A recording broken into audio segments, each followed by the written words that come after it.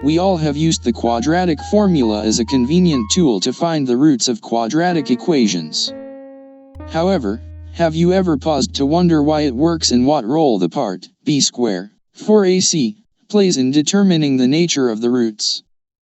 In this video, we're going to take a visual journey into the quadratic formula.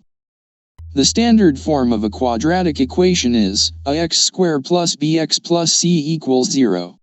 If we divide the whole equation by a and moving constant to the other side, we get x squared plus b by a times x equal to minus c by a. Each term in this equation represents an area. X squared represents a square with side length x. B by a times x represents a rectangle with height x and width b by a. The constant term, minus c by a, represents a shape with an area of cb by a.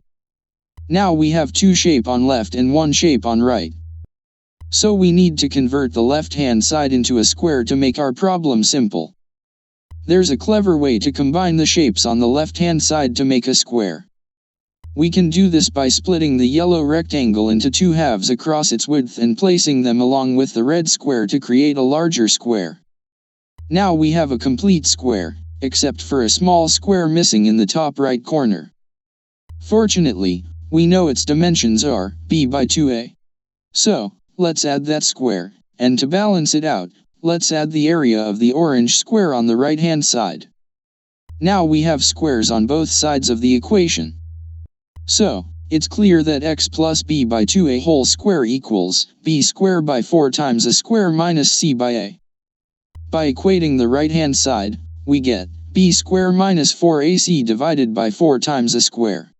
Now, we can see the formula building up. Let's take a moment to think about it logically. Case 1, when the area on the right side is negative, there's no way the area on the left side can match it with real numbers. So, we end up with imaginary roots. In the equation, this means that if b squared minus 4ac is negative, we'll have imaginary roots. Case 2, if the area on the right side is 0, there's only one possible value for x. This gives us just one root for the solution. In the equation, this corresponds to b squared minus 4ac being equal to 0. Case 3, when the area on the right side is positive, we can find two different values for x, leading to two real roots. In the equation, this is reflected in b squared minus 4ac being greater than 0. So, these cases help us understand why the value of b squared 4ac is so important in determining whether the roots of a quadratic equation are real, imaginary, or if there's only one real root. Continuing the calculation, we find x plus b by 2a equals to plus minus square root b squared minus 4ac by 2a. Moving b by a to the other side, we get our quadratic formula. I trust you found the video enjoyable.